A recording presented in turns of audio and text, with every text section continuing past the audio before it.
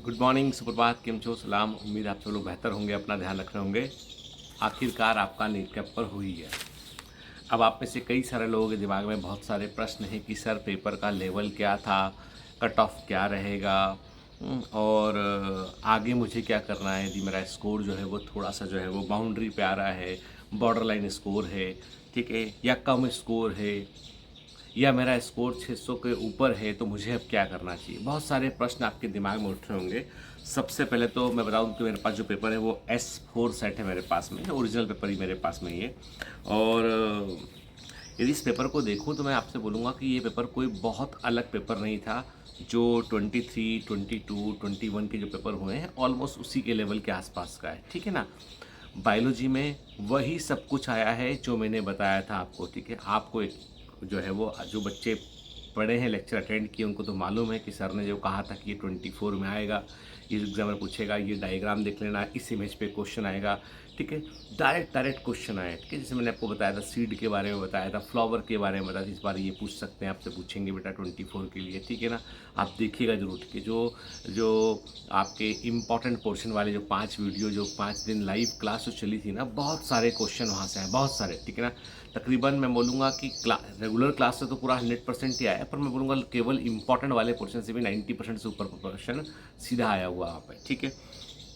Even in chemistry Chinmay sir ने भी बहुत मेहनत किया, और चिन्मय सर का जो एफर्ट है वो दिखाई पड़ा पेपर में कि इंपॉर्टेंट पोर्शन से काफ़ी सही से आया। Even in physics Amar sir का जो पोर्शन है वो भी काफ़ी आया।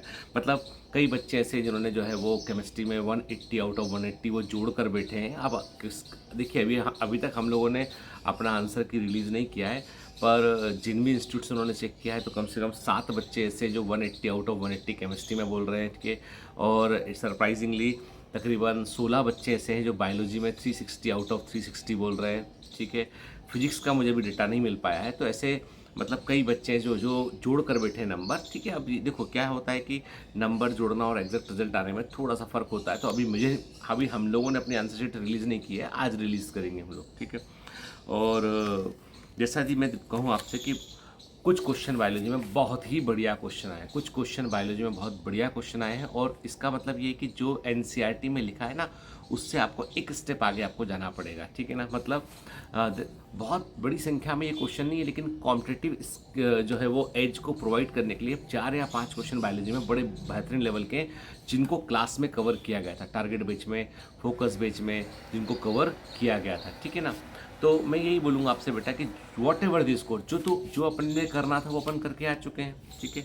अब आप चाहे जितनी बार नंबर जोड़ें, कुछ भी करें, कोई भी कहानी सुनाए, कोई भी कहानी सुने, उससे कुछ नहीं होने वाला। अब आपको आगे डिसाइड करना है कि मुझे आगे क्या करना है, ठीक है ना। What I have to do, कि अब जो हो गया पेपर, तो अब क्या करूँ। दो चीज़ें होती हैं, या तो मैं पेपर को लेके जो है वो गाना गाता रहूँ, रोता रहूँ उसमें, और ये समय और ख़राब कर लूँ। देखो, कल से आज तक मेरे पास में कम से कम 200-300 मैसेज आ चुके हैं ऐसे कि सर ऐसा हो गया, वैसा हो गया, तमाम तरह के स्कोर को लेके, इसको लेके, उसको लेके। तो मैं एक बात क्लियर कर दूं, ठीक है।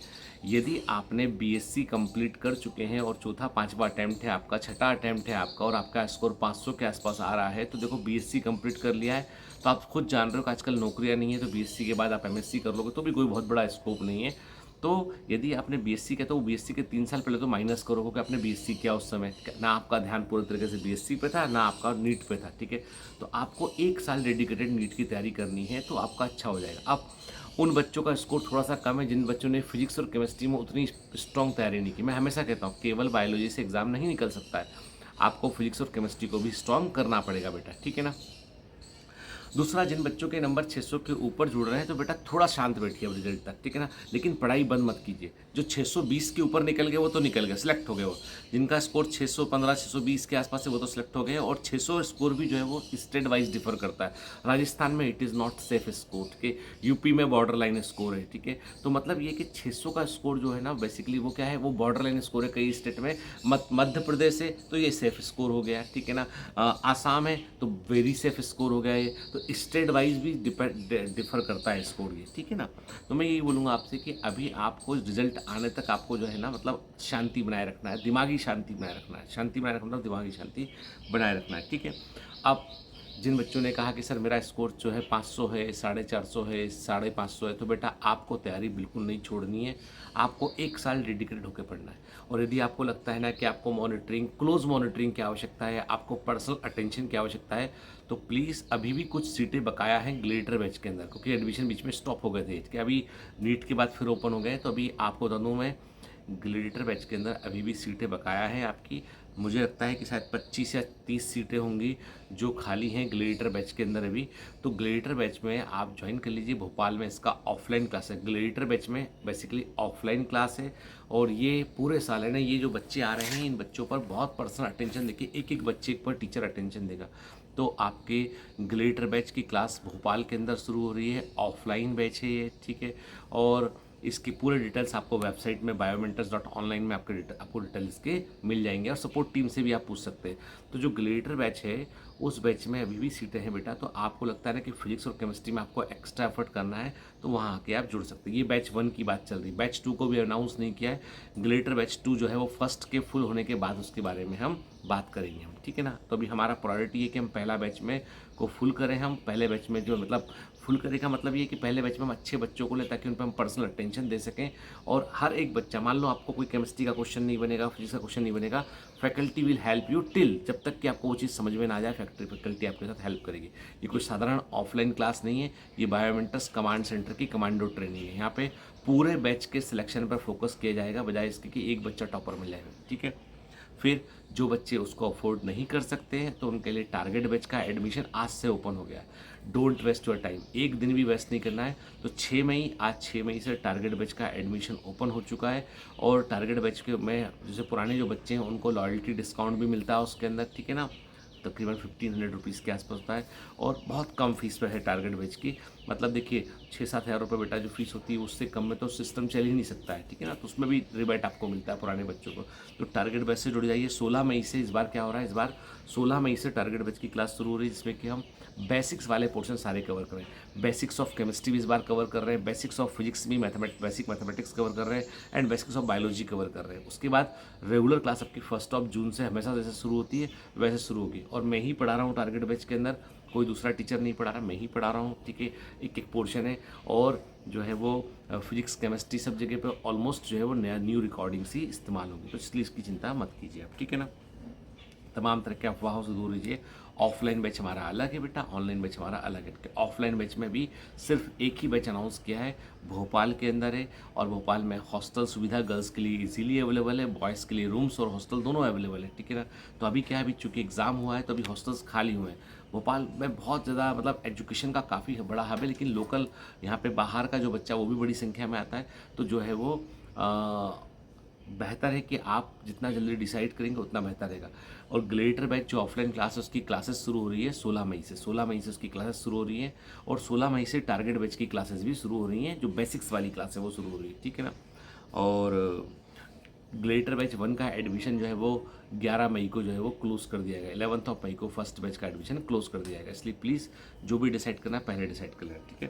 तो आप बोलोगे सर यहाँ आके आप तो बिजनेस की बात कर रहे हो कि ये ना ये बैच में एडमिशन ले लो उसमें, नहीं, मैं यहाँ बात कर रहा हूँ फ्यूचर की। क्योंकि क्या होता है, एक एक दिन इंपॉर्टेंट होता है। यदि हम एक एक दिन भी जो है वेस्ट करते हैं ना, तो उसकी कीमत हमको इस समय चुकानी पड़ती है, एग्ज़ाम के समय। और मुझे लगता है कि बहुत सारे बच्चे जो है ना वो एग्ज़ाम के लिए मेहनत तो करते हैं, लेकिन टाइम मैनेजमेंट पहली की है कि यहाँ पे आप टाइम मैनेज नहीं कर पाते। दूसरा है कि आपको फिजिक्स केमिस्ट्री में हैंड होल्डिंग की आवश्यकता है कि अब आप बोलोगे सर मैम हम तो कोटा चले जाए ना। देखो बेटा, कोटा में क्या कमर्शलाइजेशन कोचिंग का बहुत बड़ा है, वहाँ अच्छा पढ़ाते हैं, कोई दो राय नहीं कि अच्छा नहीं पढ़ाते हो, लेकिन आपकी हैंड होल्डिंग कोई नहीं करेगा। आपको व्यक्तिगत तौर पर इंडिविजुअली आप पे कोई ध्यान नहीं देगा, वो हमारे यहाँ ध्यान देंगे वो, क्योंकि हम लिमिटेड बैचलर हैं। हर बच्चे पर जो है टीचर पूरा पूरा ध्यान रखेगा। तो जो बायोमेंटस का कमांड सेंटर है, मोस्ट प्रोबेबली आज हम उसका वीडियो भी बनाएंगे कि आपको दिखाएंगे भी कैसा है वो। तो मैं आपको बता दूं कि वो जो कमांड सेंटर है वहाँ पर जो है वो एक्सक्लूसिव इन बच्चों को, ग्लेडिएटर बैच के बच्चों को ट्रेनिंग देगी।